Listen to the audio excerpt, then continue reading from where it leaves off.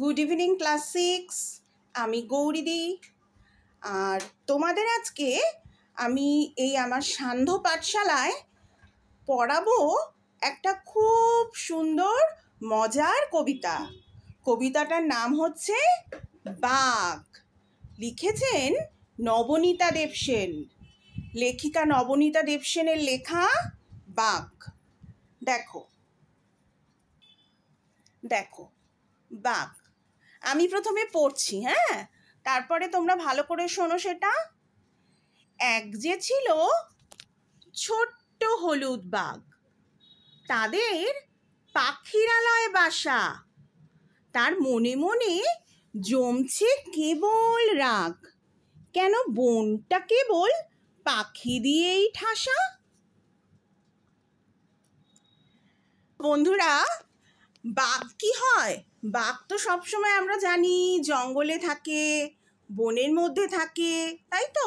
আমরা চিড়িয়াখানায় গেলেও, কলকাতা আলিপুর জুতে গেলে দেখতে পাই বাঘ, তাই তো? সেটা অবশ্য বন্দি বাঘ দেখো খাঁচায়।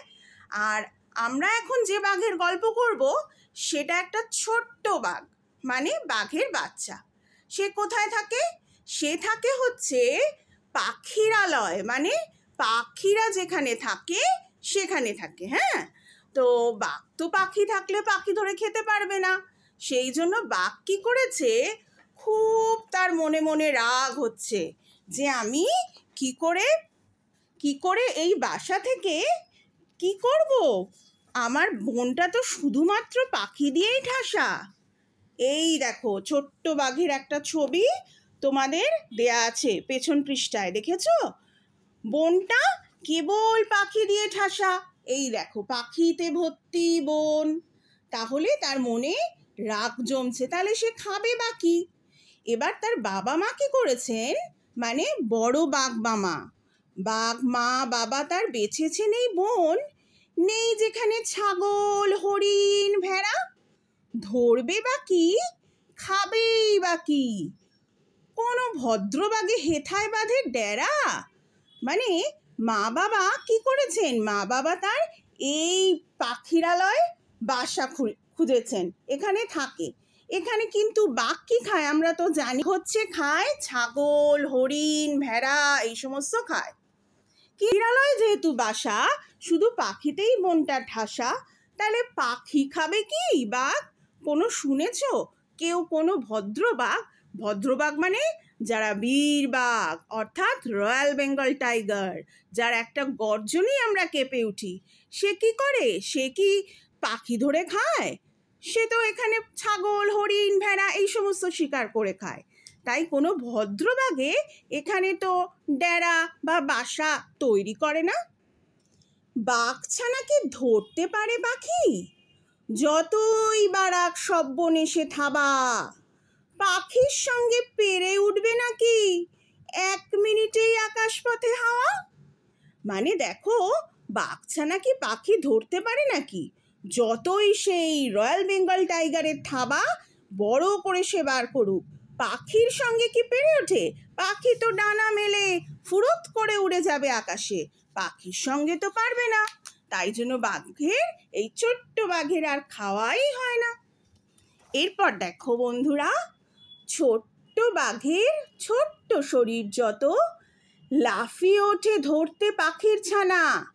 পাখিরা সব কিচমিচিয়ে তত, উড়ে পালায় ছড়িয়ে দিয়ে ডানা। মানে ছোট্ট বাঘের তো ছোট্ট শরীর, তাই না? ওর ছোট্ট শরীর, সেই ছোট্ট শরীর নিয়ে লাফিয়ে ওঠে পাখির ছানা ধরতে। কি করবে, খিদে তো পায় না, কিন্তু পাখিরা তখন কি করে, কিচমিচিয়ে ডানা নিয়ে উড়ে পালায়। তাই ছোট্ট বাঘের বড্ড খিদে পেটে, কি আর করে, গেল নদীর পাড়ে। লাল ঠেঙো সব কাঁকড়া বেড়ায় হেঁটে, লম্বা থাবায় ধরতে যদি পারে। এবার ছোট্ট বাঘের তো খুব খিদে পেয়েছে, পেট ভরছে না, কি করবে? সে নদীর পাড়ে গেল। নদীর পাড়ে গিয়ে তো আর এক বিপদ জানো, সেখানে সব কাঁকড়া, লাল লাল বড় বড় কাঁকড়া ঘুরে বেড়ায়, কিন্তু লম্বা থাবায় যদি ধরতে পারে, তাই জন্য বাঘ বেচারা গেল। সেই দেখো ছোট্ট বাঘের কি অবস্থা, খিদে পেয়েছে, খাবার পাচ্ছে না। এরপর শোনো, বাঘের ছানা জানতো না তো মোটে কাঁকড়া কেমন চিমটে ধরে দাঁড়ায়, গর্তে থাবা দিয়েই কেঁদে ওঠে, ওরে বাবা কে আমাকে ছাড়ায়। বাঘের ছানা তো জানতো না যে কাঁকড়ার তো দাঁড়া দেখেছো তোমরা বাজারে গেলে বাবা বা মায়ের সঙ্গে কাঁকড়া দেখবে, হ্যাঁ কাঁকড়া কিরকম দাঁড়া নিয়ে চিমটে করে ধরে সাঁড়াশির মতো। যেই না গর্তে থাবা দিয়েছে অমনি ওরকম দাঁড়া দিয়ে কাঁকড়া কি করেছে, ছোট্ট বাঘটাকে ধরে ফেলেছে। তখন তো বাঘ চিৎকার করে উঠেছে, ওরে বাবা কে আমাকে ছাড়ায়। এইবার দেখো ছোট্ট বাঘের মস্ত হলুদ বাবা কান্না শুনে দৌড়ে এলেন ঘাটে, বাড়িয়ে দিলেন গোবদা নখের থাবা, এক থাবড়ায় কাঁকড়া দাঁড়া কাটে। তখন তো আমাদের যেরকম আমরা যেমন কোনো বিপদে পড়লে কোনো ভয় পেলে বাবা মা বলে চিৎকার করি, তাই না, বাবা গো মা গো, তখন বাবা মা এসে আমাদের সাহায্য করে, বাবা মা আমাদের বিপদের হাত থেকে উদ্ধার করে। ঠিক সেই রকমই ছোট্ট বাঘের মস্ত হলুদ বাবা মানে যে রয়্যাল বেঙ্গল টাইগার, সে বাচ্চার কান্না শুনে তো ছুটে ঘাটে চলে এসেছেন। এসে দেখছে গোবদা নখের থাবা দিয়ে কাঁকড়া তার দাঁড়া কাটছে। খিদের পেটে বাঘের ছানা যখন ধরতে গেল কাদায় মেনি মৎস্য, তখন খিদে তো পেয়েছে, খিদে পেলে আমরা কি করি, যা সামনে পাই এটা তো খেয়ে পেট ভরাই। বাঘেরও তেমন অবস্থা, ছোট্ট বাঘ কাদায় ছোট ছোট মাছ ধরতে গেছে জানো। তখন বাঘ জননী লজ্জা পেলেন, তখন ভোঁদর তনোস ব্যাঘ্র যে তুই বৎস। বাঘ জননী বাঘের মা লজ্জা পেয়ে বললেন, এ বাবা তুই কি ভোঁদর যে তুই মাছ খাচ্ছিস, তুই তো বাঘ রে। সেই জন্য ছানার দুঃখে দুঃখ পেয়ে ভারী বাঘ বাবা মা বদলে নিলেন বাড়ি। সেই থেকে বাঘ যায় না পাখিরালয়ে, সবাই মিলে থাকে সজনে খোলায়।